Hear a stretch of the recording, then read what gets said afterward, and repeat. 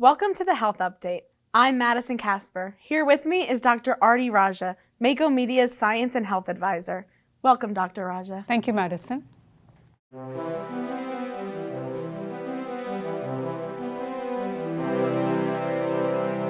Our topic today is National Heart Health Month. Dr. Raja, how did National Heart Health Month originate? President Lyndon Johnson started this idea of Heart Health Month and he started it in 1964 to educate the public about heart health, the risks for heart health, and how one can prevent heart health. And he did this partially because he was someone who also suffered from heart issues. What are some common risk factors for heart disease?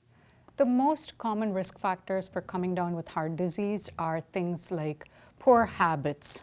So things that fall under that category are smoking, drinking too much alcohol, poor exercise, and poor diet, and also at times having other disease conditions such as diabetes. How can you reduce the risk of developing heart disease?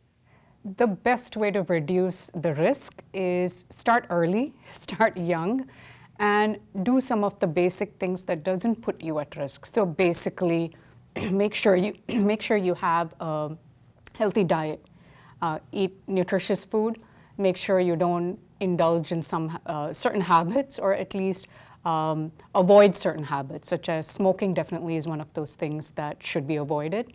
And even alcohol consumption should be done in minimal quantities. Maintaining an active lifestyle, some amount of exercise, even if it is walking, indulging in that regularly will really help reduce the risk for heart disease.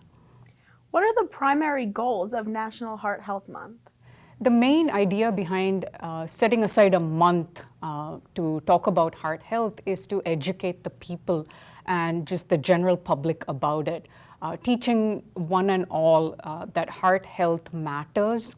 And the main reason being heart condition is the #1 killer of people who live in the United States. So it is the leading cause of death among men and women in the United States. So if we can have a program in place where we at least let everybody know what are the simple ways you can reduce your risk for this disease condition, let's do that. And that was the idea behind dedicating a whole month to talking about heart health. And everybody will talk about it, from the CDC, who is putting out information about heart health, to your physicians, to hopefully your schools, universities, everywhere they want to spread the message about how to improve your living condition and how to reduce your risk for heart disease. What are some misconceptions about heart disease?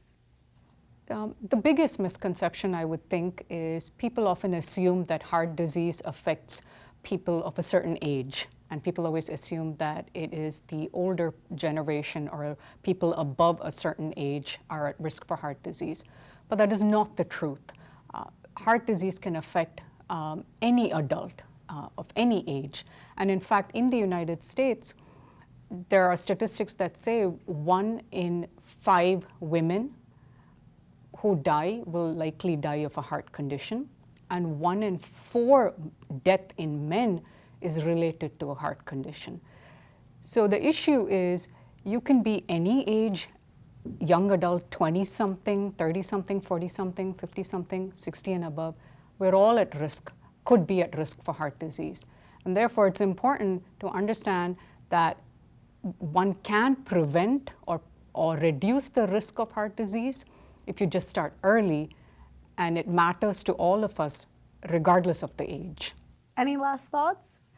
Again, the last thoughts here would be, at least for college students and for anyone else, there are some simple things we can all do. And this includes some basic exercise. In fact, the CDC recommends 150 minutes of exercise a week for everyone, for an average adult. Reducing smoking, well, actually trying to quit smoking, reducing alcohol consumption, And trying to eat healthier are just general things that we can all, if we all try to do, then it would really reduce our risk for coming down with heart disease.